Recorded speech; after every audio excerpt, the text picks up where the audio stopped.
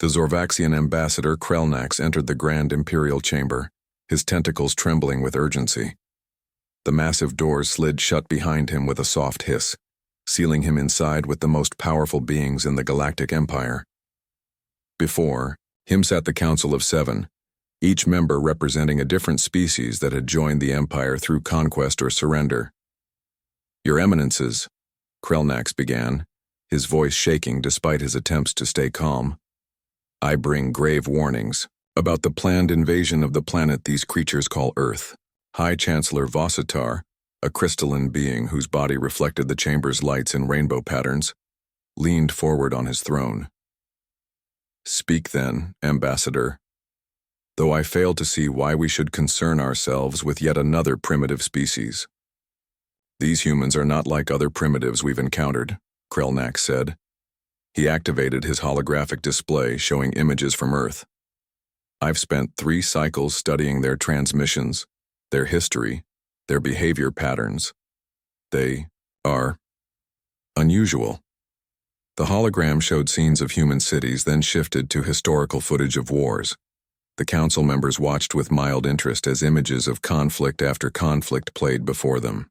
"They fight constantly," Krelnax continued. "Not just with other species, which would be normal, but with themselves. They've been killing each other with increasingly sophisticated weapons for thousands of years. Yet somehow they survive. They adapt, they grow stronger from each conflict." War Master Trokval, a massive reptilian creature covered in battle scars, laughed. "You want us to fear a species that can't even achieve unity on their own world? They still divide themselves by arbitrary lines on maps. They're chaos incarnate." "Precisely," Krelnax said, his tentacles writhing with emphasis. "They thrive in chaos. They've turned warfare into a science. Every generation of their soldiers learns from the previous ones. Their entire history is a training ground for combat and survival." High Chancellor Vossitar waved a dismissive appendage. "Ambassador, I appreciate your concerns, but our scanners show their most advanced weapons are primitive nuclear devices and chemical propellants. They barely have a presence in their own solar system. We have conquered 1,000 worlds. What possible threat could they pose? Look at their fiction," Krelnax pleaded. He changed the hologram to show human entertainment. "They imagine wars constantly. Wars with aliens, wars with machines, wars with themselves. They've been mentally preparing for an invasion like ours for generations. Their minds are adapted for exactly this scenario." "Fiction is not reality," scoffed Science Minister Yixta, her feathered head tilting in amusement. "Next you'll tell us to fear their imaginary monsters." Krelnax pulled up another file. "Their military spending exceeds that of many spacefaring civilizations. They maintain standing armies of millions even in times of relative peace. They've developed weapons specifically designed to kill other humans, and they're very, very good at it." The hologram showed human military exercises, weapons demonstrations, and tactical operations. The council watched with increasing interest as humans demonstrated their combat capabilities. "They also have this unusual trait," Krelnax continued. "When threatened, they unite. Their internal conflicts cease, and they focus all their aggression outward. It's happened multiple times in their history. Groups that were killing each other one day fight side by side the next against a common enemy." War Master Trokval examined the tactical displays more carefully. "Their strategies are unorthodox. They don't follow standard military doctrine." "Because they write their own," Krelnax said quickly. "They're unpredictable because they've fought every kind of war imaginable. Conventional, guerrilla, asymmetric, psychological. They've mastered them all because they've used them all on each other." High Chancellor Vostar stood, his crystalline form towering over the chamber. "Enough. Your concerns are noted, Ambassador, but the invasion proceeds as planned. These humans may be violent, but they lack the technology to pose any real threat. Our shields can withstand their nuclear weapons. Our ships are faster than anything they possess. This discussion is over." "Your Eminence, please," Krelnax began, but Vostar cut him off. "The decision is final. The fleet departs in 3 cycles. Earth will be the Empire's newest conquest." As the council filed out, Krelnax remained in the chamber, staring at his holographic data. He pulled up one final file, intercepted human communications discussing first contact protocols and planetary defense scenarios. The humans had been preparing for this moment for decades. On Earth, in a bunker beneath Cheyenne Mountain, alarm lights flashed red. Captain Jake Morrison rushed into the command center, still pulling on his uniform jacket. "What do we have?" he asked. Lieutenant Emma Carter looked up from her console, her face pale. "Multiple contacts, sir. They appeared at the edge of the solar system 20 minutes ago. Massive energy signatures, nothing like we've ever seen." Jake studied the tactical display. "How many?" "At least 50 capital ships with hundreds of smaller vessels. They're not responding to any of our communications attempts. Have they made any aggressive moves?" "Not yet, but they're maintaining formation and heading directly for Earth. At by their current speed, they'll reach lunar orbit in approximately 36 hours. Jake picked up the red phone on his desk. "Get me the president, and activate the planetary defense grid. If these visitors are hostile, we need to be ready." Across the planet, similar scenes played out in military command centers. In Moscow, Beijing, London, and dozens of other locations, humanity's leaders gathered to face their first extraterrestrial threat. Dr. Sarah Chen at the Arecibo Observatory was the first to intercept the alien communications. She burst into the control room waving a printout. "They're talking to each other. I've managed to partially decode their transmissions using our xenolinguistic algorithms." Her colleague, Dr. Michael Park, grabbed the papers. "What are they saying?" "It's mostly military chatter, fleet movements, supply logistics. But there's something else. They keep mentioning the primitive world and easy conquest. They're planning to invade." Sarah's hand shook as she pointed to one particular translation. "This part here, it's from what seems to be their commander. He's saying our weapons are obsolete, our defense is pathetic. He expects the conquest to take less than one of their standard days."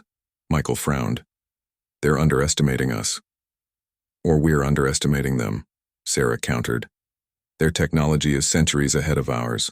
Within hours, the United Nations Security Council convened an emergency session.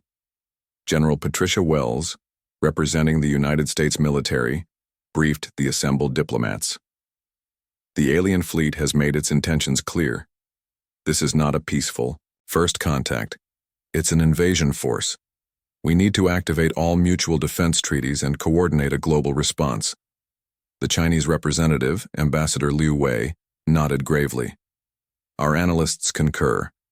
We propose immediate deployment of all available assets to establish a defensive perimeter." "What about attempting further communication?"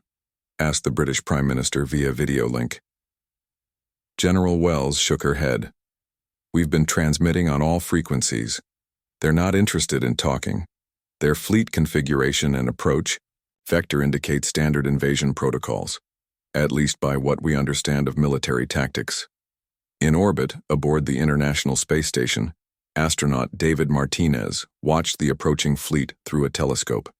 The alien ships were beautiful in their way, organic-looking vessels that seemed to flow through space rather than push through it. But their formation was unmistakably military. "Houston, this is ISS," he reported. "I have visual confirmation of the alien fleet. They're enormous. The largest ships must be several kilometers long." Back on Earth, humanity prepared for war. Old rivalries were set aside as former enemies shared intelligence and coordinated defenses. Russian and American generals planned joint operations. Chinese and Indian forces merged their command structures. European armies mobilized as one. In a secure bunker beneath the Pentagon, the Joint Chiefs of Staff studied every piece of data they could gather about the approaching fleet. Admiral Susan Rodriguez pointed to a holographic display. "Their ships appear to use some form of energy shielding. Our nuclear weapons might not penetrate." "Then we get creative," replied General Thomas Bradley. "Humans have been finding ways to kill each other despite technological disadvantages for millennia. We'll find a way to hurt them." As Earth's defenders prepared, they had one advantage the aliens hadn't considered: Humans had been imagining this scenario for generations. Every science fiction story, every movie, every video game about alien invasion had been unwitting preparation. Humanity had mentally rehearsed this moment 1,000 times. The aliens expected to find a primitive, divided species. Instead, they would face something far more dangerous. A species that had spent its entire history perfecting the art of war, now united against a common threat. The invasion fleet approached Earth, confident in their superiority. They had no idea what they were about to unleash. The Zorvaxian warships entered Earth's atmosphere with their shields glowing bright blue. Their commanders had studied the scans of Earth's defenses and felt confident. The humans had nuclear weapons, yes, but nothing that could penetrate Zorvaxian shield technology. This would be another easy conquest for the Empire. Commander Zektal stood on the bridge of his assault carrier, watching the blue and green planet grow larger on the view screen. "Begin the standard conquest protocol," he ordered. "Broadcast our demands on all their communication frequencies." The message went out across Earth. "People of Earth, we are the Zorvaxian Empire. Your planet and its resources now belong to us. Surrender immediately, and you will be treated fairly. Resist, and you will be destroyed. You have 1 hour to comply." The Pentagon's War Room, General Patricia Wells listened to the message with her staff. The ultimatum had been transmitted in perfect English, along with a dozen other Earth languages. "Well," she said dryly, "at least they're not pretending to come in peace." Colonel Jack Murphy studied the tactical displays. "Their ships are splitting into 3 groups, one heading for North America, one for Europe and Russia, and one for Asia." "Standard invasion pattern," Wells noted. "They want to hit all major population centers simultaneously." On the screens around them, similar scenes played out in command centers worldwide. In Beijing, Moscow, London, and New Delhi, military leaders prepared their forces. The aliens had made one critical error. They had given humanity an hour to coordinate. Dr. Kevin Chen burst into the war room. "General Wells, we've been analyzing their shields. They seem to be particularly effective against energy weapons and explosions. But we noticed something interesting." "Go on, Doctor." "The shields cycle. They pulse every 4.7 seconds, probably, to conserve energy. During that fraction of a second when they cycle, the shields are vulnerable." Wells smiled. "Can we exploit that?" "Already working on it. We're reprogramming our missile guidance systems to time impacts during those windows." In Nevada, Sergeant Maria Rodriguez and her mechanized infantry unit watched the first Zorvaxian landing craft descend. The alien ships settled onto the desert, sand with surprising grace, their shields shimmering in the hot air.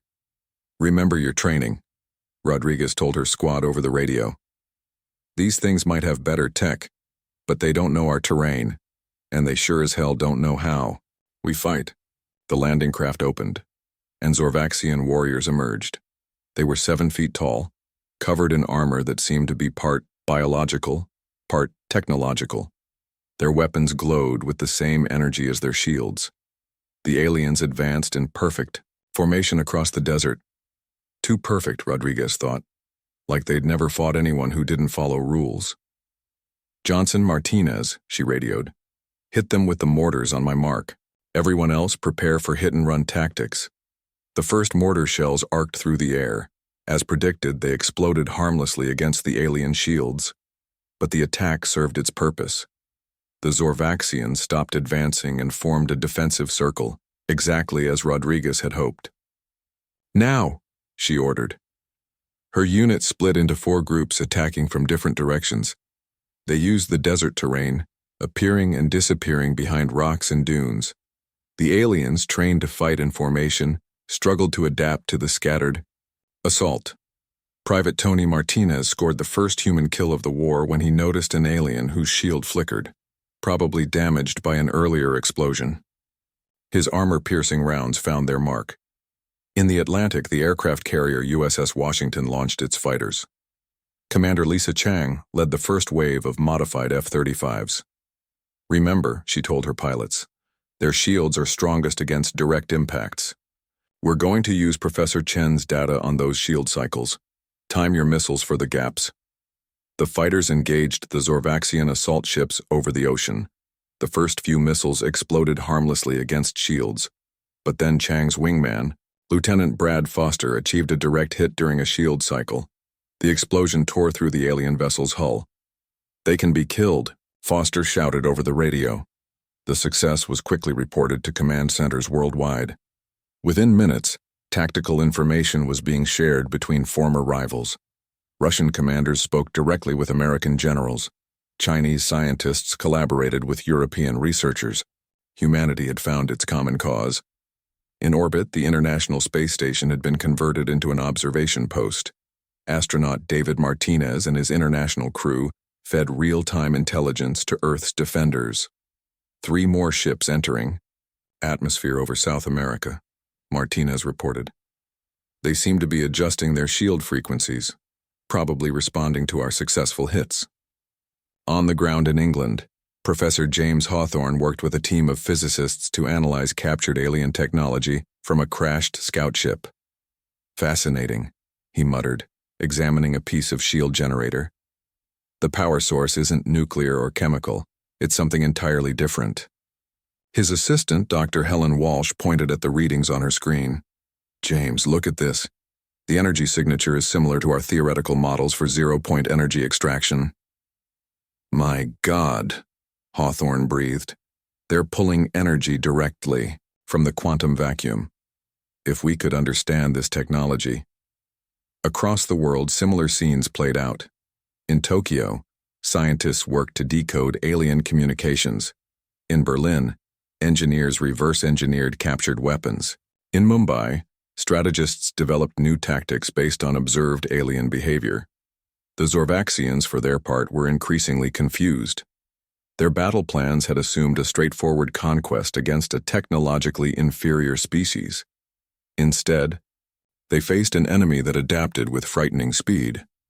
In the command ship orbiting Earth, War Master Trokval reviewed the battle reports with growing concern. "How are they predicting our shield cycles?" he demanded. "We've only been engaged for 3 hours." His science officer, Yixnat, studied the data. "They must have analyzed our shield patterns from the first encounters and shared that information. Globally, their communication networks are more integrated than we expected. And these tactics," Trukval continued, "they're not fighting like any species we've conquered before. They attack, retreat, attack from another direction. They're not trying to match our firepower. They're exploiting every small weakness." Back in Nevada, Rodriguez and her unit had perfected their hit-and-run tactics. They had learned that the alien warriors, despite their superior technology, were not particularly creative fighters. They followed protocols and formations rigidly. "It's like fighting robots," Private Johnson observed after their 5th successful ambush. "They keep falling for the same tricks." Rodriguez nodded. "They're used to enemies who fight fair. We don't have that luxury." In Washington, President Michelle Davidson addressed the world via emergency broadcast. Her words were translated into every major language in real time. "Citizens of Earth," she began, "we face our greatest challenge. But in these first hours of conflict, we have proven something important. We can fight back. We can win. Our enemies thought us primitive and divided. They are learning that humans, when threatened, are neither. In the Pacific, human submarines had discovered another alien weakness. The Zorvaxian ships, designed for space and atmospheric combat, were not prepared for underwater warfare. The USS Miami successfully torpedoed an alien vessel that had landed in the ocean to deploy aquatic forces. Captain Sarah Mitchell reported to Naval Command. "Their shields don't work as well underwater. The pressure differential seems to interfere with their systems." This information spread rapidly. Within hours, naval forces worldwide were engaging alien ships that ventured too close to the oceans. The aliens attempted to adapt. They pulled their forces back, regrouping in defensive positions. But this gave humans time to study captured technology and develop new weapons. In a secret facility in Colorado, Dr. Rachel Park led a team that successfully interfaced human computers with an alien control system. "We're in," she announced to the assembled military officers. We can't control their ships yet, but we can see their tactical networks. We know what orders they're giving before their troops receive them. General Patricia Wells studied the alien battle plans appearing on the screens. They're planning a massive assault at dawn. Every ship they have will attack simultaneously. Then we need to be ready, President Davidson said via video link. Use this information, set traps, prepare ambushes, show them why our ancestors survived when stronger species went extinct. As night fell across Earth, humanity prepared for the next phase of the war. They had survived the first day, proved the aliens could be beaten. Now came the real test. Could they actually win?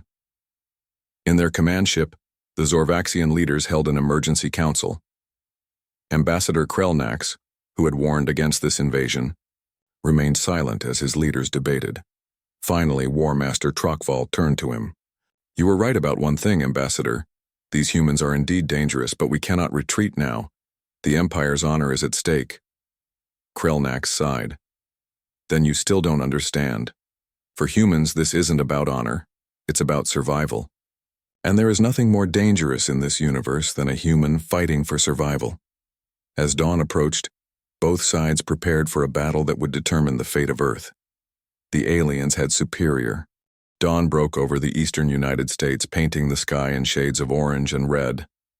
The Zorvaxian fleet had repositioned during the night, forming a massive ring around Earth. Their commanders had spent hours analyzing the previous days' defeats, trying to understand how a primitive species had inflicted such damage. In the alien flagship, Admiral Zortek stared at the casualty reports with disbelief. 3 battalions lost, 27 ships damaged or destroyed, all in less than 1 planetary rotation. How? He demanded, turning to his tactical officers. Their weapons are centuries behind ours. Commander Kreshka pulled up the battle recordings. They're not fighting by any conventional rules. Watch this engagement from yesterday. The hologram showed human forces in the Nevada desert. Instead of forming battle lines, they scattered, attacked from multiple directions, then vanished before Zorvaxian forces could respond effectively. They fight like void parasites, another officer observed. Strike and flee, strike and flee. Ambassador Krelnax, who had been forcibly recruited as an advisor after his warnings proved accurate, stepped forward. You still don't understand them. Look at their history. They've been perfecting these tactics for thousands of years. They call it guerrilla warfare. Guerrilla? Zortek frowned at the unfamiliar word. Named after fighters who used similar tactics in their ancient conflicts, the humans have a saying, if you can't match their strength, attack their weaknesses. That's what they're doing to us. On Earth, Colonel Brad Foster led his Special Forces team toward a landed Zorvaxian cruiser. Intel suggested it was a communications ship coordinating alien ground forces across North America. Remember, he whispered to his team, we're not here to destroy it. We're here to steal it. Lisa Chang, the team's tech specialist, carried equipment cobbled together from captured alien devices and human computers. If Dr. Park's theories are correct, I should be able to interface with their systems. They moved through the pre-dawn darkness, avoiding alien patrols. The Zorvaxians had learned to be more cautious, but they still thought in terms of large-scale movements. Small teams could slip through their perimeter. Tony Martinez, their demolitions expert, placed charges at key points around the ship. Distractions are set. On your mark, Colonel. Foster checked his watch. Similar operations were happening simultaneously around the world. Humanity had coordinated a global assault for dawn. Mark. Explosions rocked the alien perimeter. As Zorvaxian forces rushed to respond, Foster's team slipped aboard the cruiser. They found the command center easily. Alien ship designs followed predictable patterns. Chang went to work immediately, connecting her equipment to the alien consoles. I'm in. Their security is advanced, but it's not designed for this kind of intrusion. They never expected someone to physically access their systems. Within minutes, she had downloaded terabytes of data, shield frequencies, weapon specifications, fleet positions, and communication protocols. Got it, she announced. Now for Phase 2. She uploaded a carefully crafted virus into the Zorvaxian network. Not enough to cripple their systems. That would be detected too quickly. Just enough to give human forces a crucial advantage. The team extracted as smoothly as they'd entered. By the time the Zorvaxians realized their ship had been compromised, Foster's team was already miles away, transmitting their stolen data to command centers worldwide. In laboratories across Earth, scientists pored over the new information. Dr. Rachel Park in Colorado made the first breakthrough. Their shield generators use quantum field manipulation, she explained to the assembled generals. But the power requirements are enormous. That's why they cycle, to prevent overload. Can we exploit that? Asked General Wells. Better. We can. Predict it. With their specifications, we can calculate exactly when each ship's shields will cycle. We can time our attacks to the millisecond. Within hours, human forces were using the stolen data to devastating effect. Missile strikes hit during shield gaps. Electronic warfare units jammed alien communications.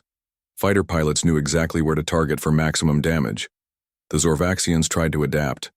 They varied their shield frequencies, changed their communication. Protocols altered their tactics, but humans adapted faster. Every change the aliens made, humans countered within hours. In Moscow, Russian scientists made another breakthrough. They had been studying captured Zorvaxian weapons and discovered something remarkable. Their energy weapons are incredibly powerful, Dr. Yuri Volkov explained, but they're also incredibly precise. Too precise. They're designed for space combat, where there's no atmospheric interference. Meaning? Prompted General Natasha Petrova. Meaning we can scatter their beams with simple countermeasures. Smoke, chaff, even water vapor can disperse their shots enough to reduce their effectiveness. The information spread rapidly. Soon, human forces were deploying smokescreens and atmospheric disruptors whenever they engaged Zorvaxian ground troops. The alien warriors, trained for clean, precise combat, struggled in the obscured battlefields. High above Earth, the International Space Station continued its role as an observation post. But astronaut David Martinez and his crew had made a discovery of their own. Houston, we've been tracking their fleet movements, Martinez reported. They're not random. They're pulling back from certain areas, specifically anywhere near our nuclear facilities. Back on Earth, military strategists quickly grasped the implications. The aliens feared nuclear weapons even if their shields could withstand them. President Davidson authorized a bold strategy. Dummy nuclear installations were quickly constructed, complete with fake radiation signatures. The aliens, detecting these sites, avoided them, allowing human forces to create safe zones and supply routes. In the Zorvaxian flagship, panic was beginning to set in. Admiral Zortek watched his tactical displays with growing alarm. Every strategy they employed was countered. Every weapon system they used was quickly neutralized. How are they doing this? He raged. Ambassador Krelnax provided the answer. You're fighting the wrong war. You came here expecting a conventional conquest against a technologically inferior species. But humans don't fight conventionally. They improvise, adapt, and most importantly, they learn. Then what do you suggest? Retreat, Krelnax said simply. Before they learn enough to become a threat to the entire empire. Retreat is not an option, Zortek snarled. The empire does not flee from primitives. But the situation continued to deteriorate. Human forces had reverse-engineered basic shield technology from captured equipment. Within days, critical installations were protected by crude but effective energy barriers. Dr. Helen Walsh in London made the next major breakthrough. We've cracked their power systems, she announced. It's a form of zero-point energy extraction. We can't replicate it yet, but we understand the principles. Her colleague, Professor James Hawthorne, grasped the implications immediately. If we can disrupt their power generation, even temporarily. They developed a device that could interfere with Zorvaxian power systems. It had a limited range and could only work for a few seconds, but it was enough. Human special forces began using these disruptors to briefly disable alien shields during critical moments. The tide of war was turning. Zorvaxian forces found themselves on the defensive. Their technological superiority was being eroded by human ingenuity and adaptation. In a daring raid, a joint American-Chinese team led by Major Tom Mitchell captured an intact Zorvaxian fighter craft. Within hours, human pilots were learning to fly it. "The controls are surprisingly intuitive," reported Captain Jennifer Wu as she performed test maneuvers. "Their technology is advanced, but their interface design is straightforward." Within days, humans were flying captured alien ships in combat. They couldn't maintain them long-term without proper parts and knowledge, but they could use them for critical missions. The psychological impact on the Zorvaxian forces was devastating. Seeing their own ships turned against them shattered their confidence. Warriors who had conquered dozens of worlds began to question their superiority. As the sun set on the third day of the invasion, Ambassador Krelnax stood before the Zorvaxian War Council once more. "I warned you," he said quietly. "Humans are dangerous not because of their weapons but because of their minds. In 3 days, they've learned more about our technology than most species learn in years. They've turned our strengths into weaknesses. And they're just getting started." Admiral Zortek slumped in his command chair. "What have we unleashed?" On Earth, humanity was asking a different question. As President Davidson met with world leaders via secure video conference, the discussion had shifted from defense to offense. "We have their technology now," Chinese President Liu Wei pointed out. "We understand their weaknesses. Perhaps it's time to take the fight to them." General Wells nodded. "We've captured enough of their ships to begin retrofitting them with our weapons, kinetic projectiles with shield timing systems, nuclear warheads programmed for shield gaps." "You're talking about a counterattack," Davidson realized. "I'm talking about making sure they never threaten Earth again," Wells replied. As night fell, human shipyards and aerospace facilities worked frantically to combine alien and human technology. Engineers welded missile launchers onto captured Zorvaxian hulls. Scientists integrated human targeting computers. High Chancellor Vostar watched the battlefield reports with growing horror. His crystalline form flickered with agitation as image after image showed Zorvaxian defeats. The impossible was happening. The primitive humans were winning. "Admiral Zortek," he commanded through the communication channel, "explain how we are losing to a species that hasn't even colonized their own moon." "Your Eminence," Zortek replied, his voice strained. "They are unlike any enemy we've faced. They adapt to our technology faster than we can modify it. They've turned our own weapons against us." On Earth, in a converted aircraft hangar in Nevada, Admiral Susan Harris stood before humanity's first hybrid warship. The vessel had been built in just 5 days, combining the hull of a captured Zorvaxian cruiser with human weapon systems. "We're calling her the Defiance," Harris told her command staff. "She's ugly as sin, but she'll fly." Commander Alex Turner examined the ship's specifications. "The alien hull gives us their shield technology and faster-than-light capability. Our modifications add missile launchers, railguns, and nuclear warheads designed to exploit their shield frequencies." Navigator Jenny Kim studied the stellar charts they'd extracted from Zorvaxian databases. "Admiral, we've identified their staging area. It's in the asteroid belt between Mars and Jupiter. Their supply lines all run through there." "Then that's where we'll hit them," Harris decided. "It's time to take this war to the enemy." Across Earth, similar scenes played out. In shipyards, hastily constructed in the Nevada desert, the Gobi, and the Australian outback, humans worked around the clock to build their hybrid fleet.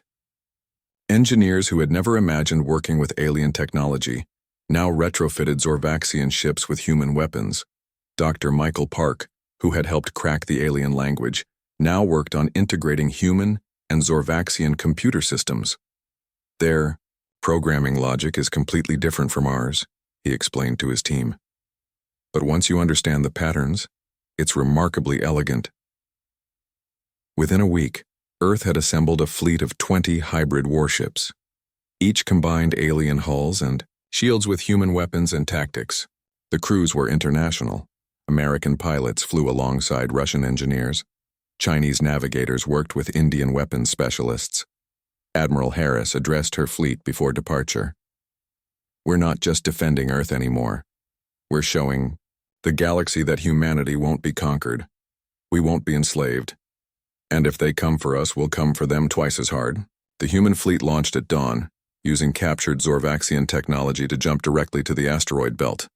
They emerged from hyperspace with weapons hot, catching the alien supply depot completely by surprise. All ships, fire at will. Harris commanded. Human nuclear missiles, precisely timed to hit during shield gaps, tore through Zorvaxian supply ships. Railguns firing depleted uranium rounds punched through cargo vessels. The aliens' own shield technology protected human ships from desperate counterattacks. Commander Turner coordinated the assault from the bridge of the Defiance. Their command ship is trying to escape. Navigation, plot an intercept course. On it, Kim replied, her fingers dancing across the hybrid control panel. Got them. They can't outrun us. We're using their own engines. The Defiance closed on the Zorvaxian command ship. Its captain, Commander Vexnor, had conquered 17 worlds. He had never retreated from battle, but as human missiles found every weakness in his shields, he faced a terrible realization. Helmsman, he ordered, send a message to the fleet. Tell them the humans are coming.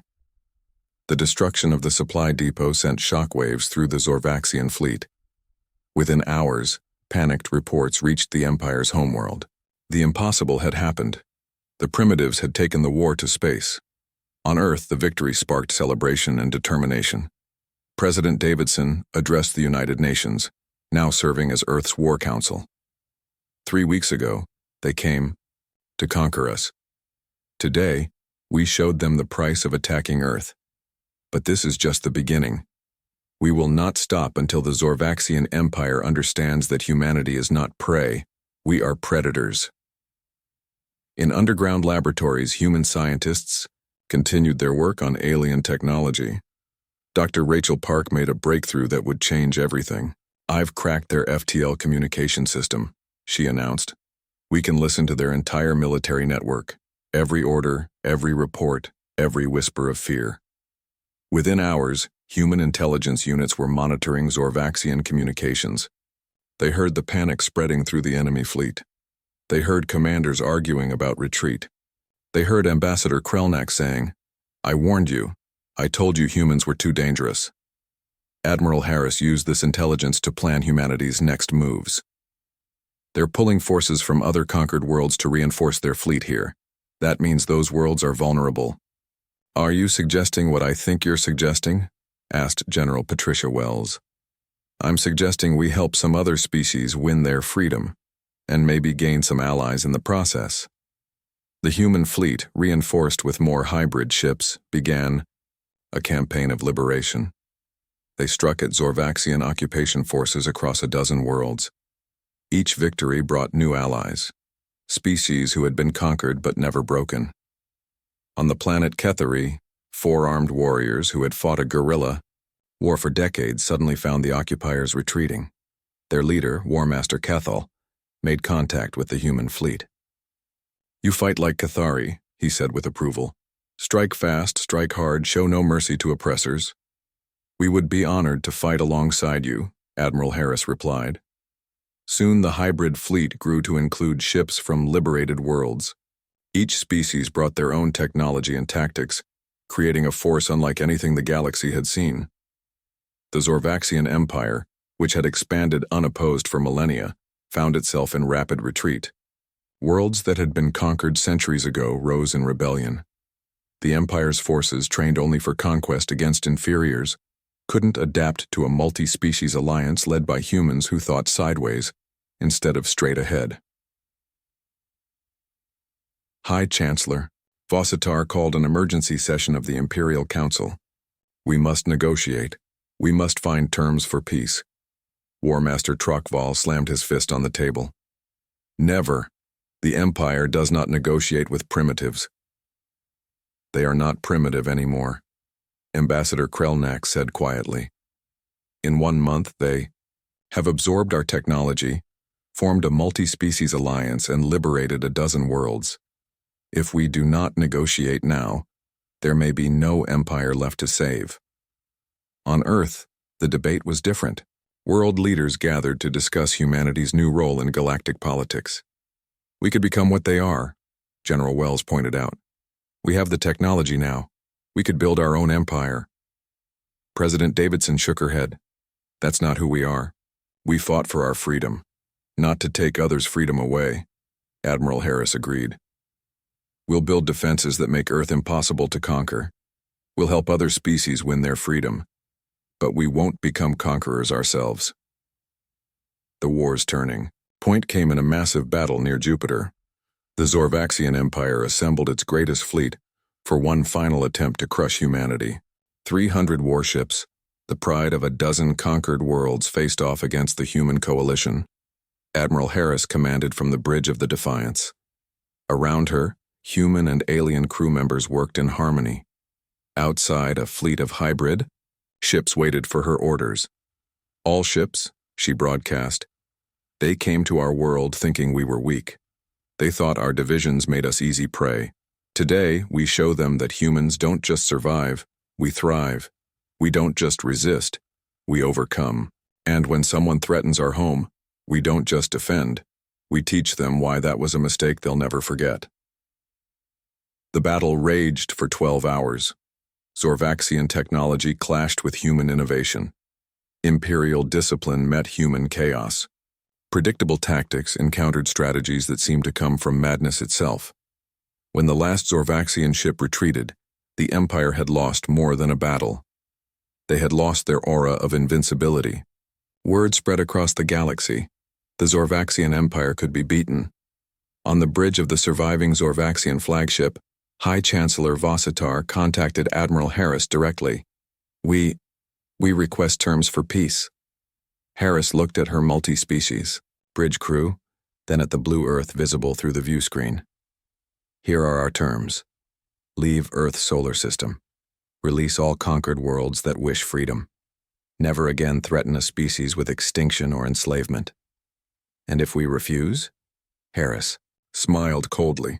Then we'll hunt down every ship you have, free every world you've conquered, and show the galaxy that empires built on conquest always fall. Your choice. The Chancellor's crystalline form dimmed in defeat. We accept your terms. As news of the victory spread, celebrations erupted across Earth and the newly freed worlds. Humanity had done more than survive first contact. They had changed the balance of power in the galaxy. In schools across Earth, children learned a new lesson. When the stars had brought conquerors, humanity hadn't just fought back. They had reached for the stars themselves and remade them in their image. The age of human isolation was over. The age of human influence had begun, and the galaxy would never be the same. 6 months had passed since the Zorvaxian Empire sued for peace. In the Grand Chamber of the Galactic Council, representatives from 1,000 worlds gathered for an emergency session. The chamber, which had stood for 10,000 years as a symbol of imperial power, now hosted a very different kind of meeting. Ambassador Krelnak stood before the assembly, his tentacles no longer trembling with fear, but held steady with purpose. The defeat of his own empire had made him something new, a voice of warning that the galaxy would finally hear. Fellow beings of the galaxy, he began, his voice carrying to every corner of the vast chamber. We are here because everything we thought we knew about power, about strength, about conquest, all of it was wrong.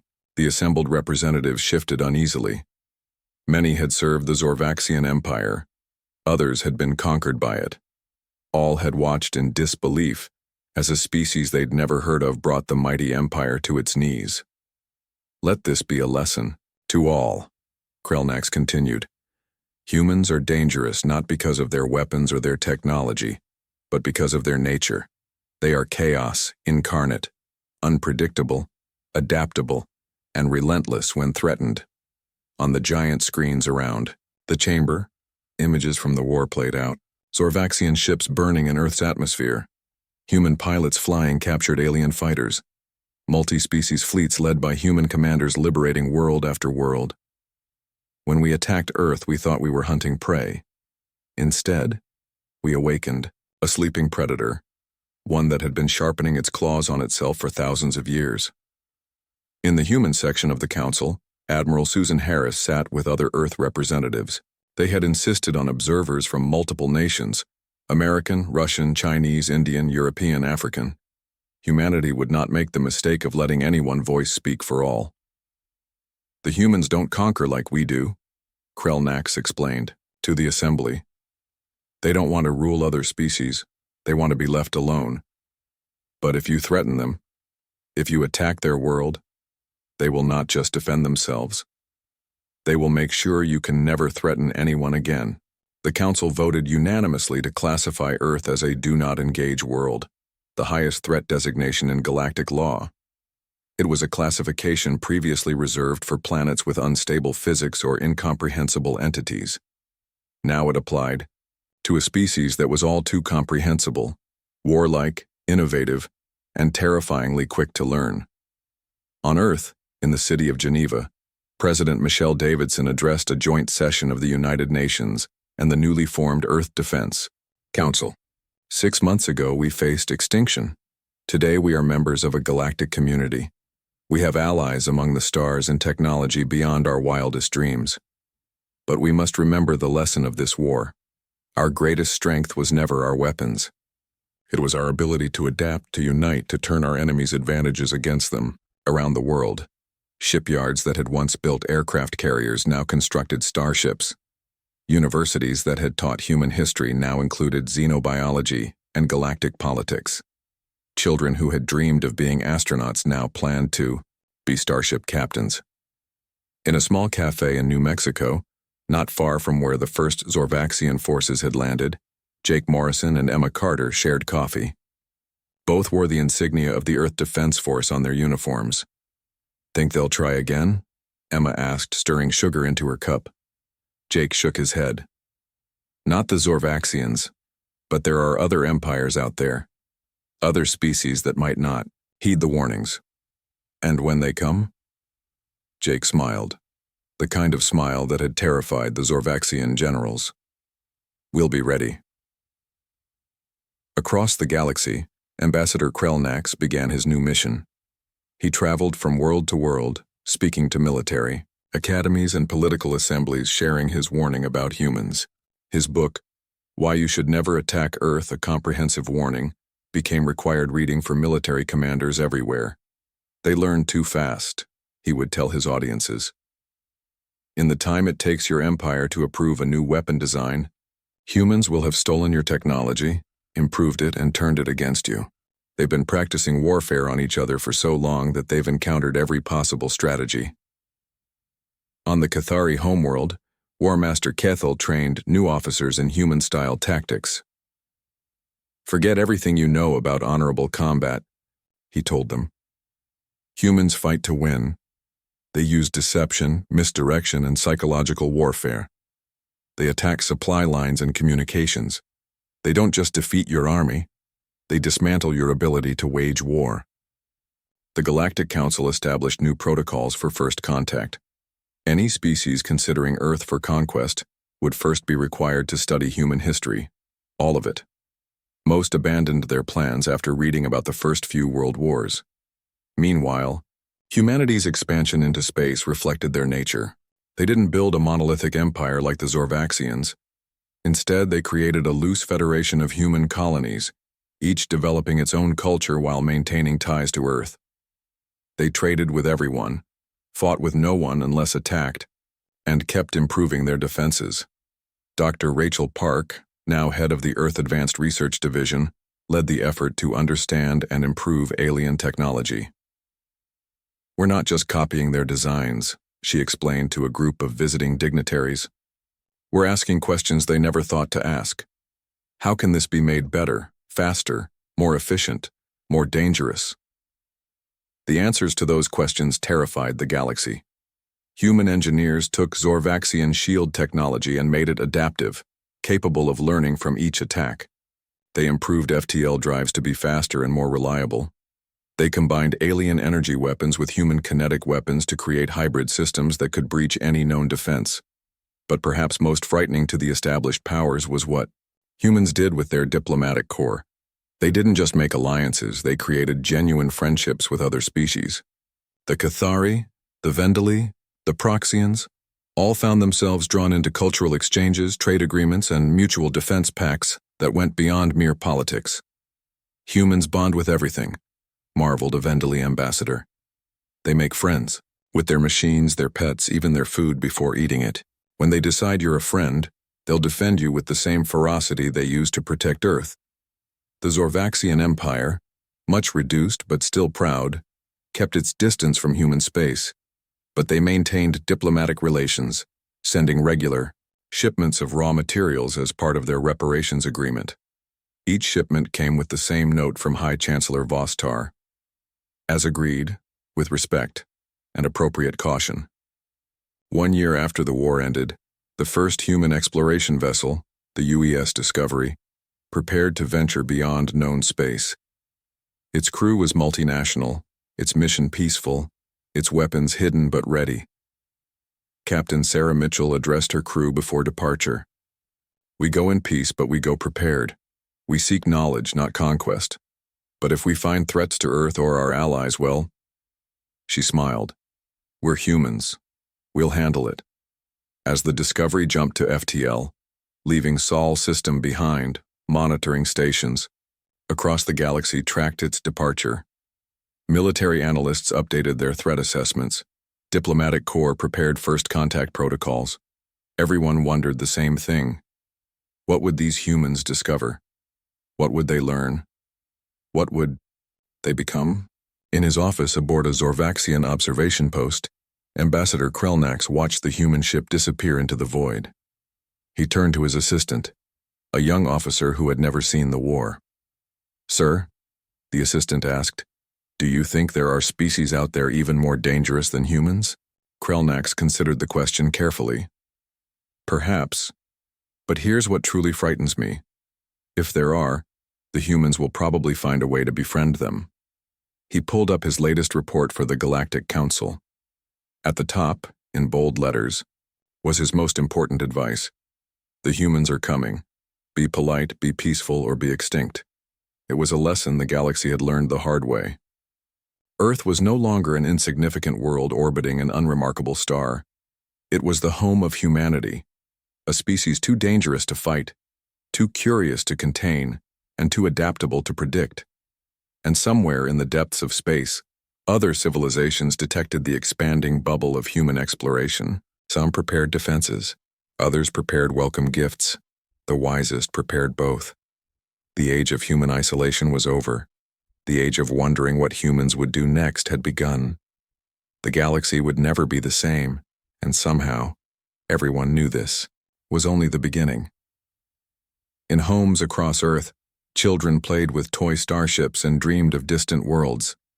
Their parents, who had lived through humanity's first contact war, watched with mixed feelings. They were proud of what humanity had become but knew the truth. The galaxy had learned to fear Earth, but Earth had learned to reach for the stars. The next chapter of human history would be written among those stars. And everyone, human and alien alike, waited to see what that chapter would say.